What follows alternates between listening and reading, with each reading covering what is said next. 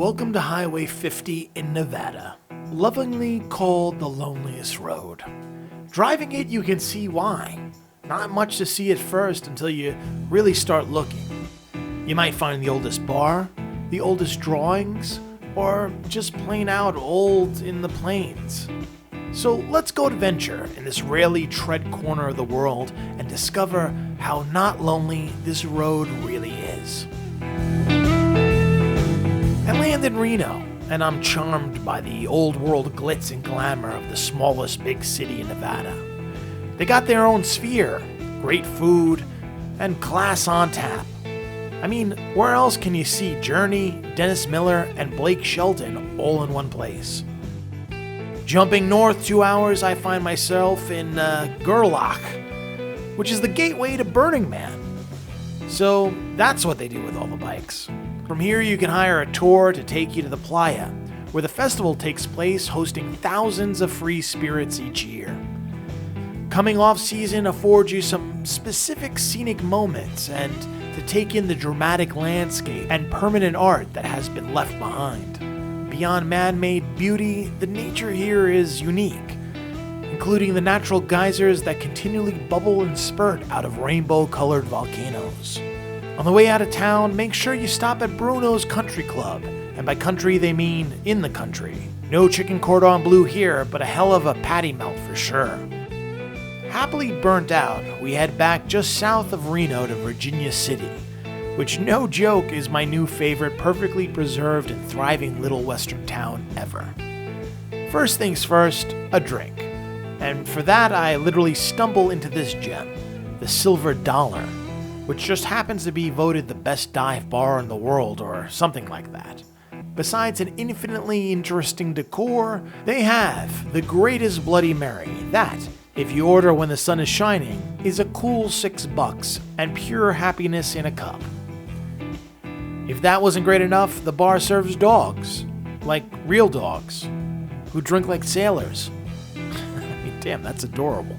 Properly sauced, we check into the Washoe Haunted Saloon tour, complete with a ghost detector, which was questionable, I'll be honest. Then our ghost host showed us an actual picture of a spook, and suddenly things got spookier as we explored the 3-story dungeon of demons. Creepy at all? This is Creepy at all? She does actually rock. I'll have a mental note about her doing it in the back of my head, and I'll put my phone on her. She does not like them up when I have my phone on her, so she's a little stubborn, but I think she's The thing's going nuts! Pants properly soiled, it was time for some liquid courage, and Bucket of Blood's infamous locally sourced muddled Manhattan fit the bill perfectly. Loosened up, we listened to some music, gambled, possibly won a car, and met this lovely lady that had the Guinness Book World Record for most songs known by heart. They were all from the 1920s, but still impressive. Before taking off, we considered taking an old western photo like these fine folks, but honestly, why even attempt redoing perfection? Look at that kid's face. Alright, from V-City, glorious Lake Tahoe is a sneeze away. Here the air is cool and fresh, and the alpine roads make you feel like you are completely in a new state. The ancient body of water is one of the deepest and largest, and is by far one of the clearest.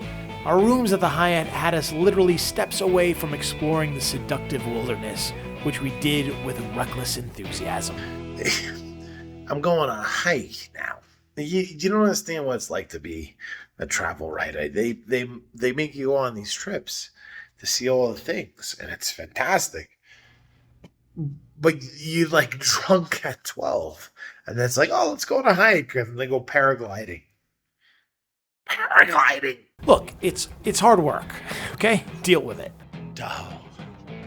With our flasks, with our water bottles filled, we hit the trails, and after an exhilarating hike, we found ourselves in the heavens, seeing all the glory and this rock that looks like a monkey for ourselves. Tahoe, you are a delight. Having been high, we go low and descend into Highway 50, the loneliest road in America. The emptiness intensifies our empty stomachs, and fortunately we run into the town of Middlegate, which consists of a soon-to-be-condemned roadhouse and not much else. This place is a dream for dreamers and affords all the patina and character that guarantee a fire Instagram story. Don't forget to check the attached general store for all your necessities. Yes, that is a condom and a razor. I mean, I couldn't write that if I wanted to. The deal here is the Middlegate Monster. Nearly 8 pounds of human consumable food for a cool $24.95. Plus, if you finish it without leaving the table, you get a free t-shirt. Challenge accepted, I readied myself for a competition worthy of my time. Upon its arrival, however, I knew it was going to be a battle to the death. Vanquished, I tucked tail, dropped 2 Alka-Seltzers from the general store that were wildly overpriced, and prayed for indigestion salvation.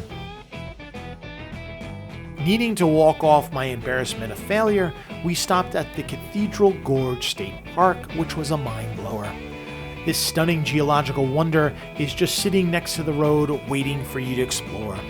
Within minutes, you are parked at its entrance and allowed to wander literally into the void, with towering rust-red cliffs hugging each footstep. And from the depths of the gorge, just down the road, we found ourselves on top of the world, once again in Baker, sitting in the heart of the Great Basin National Park.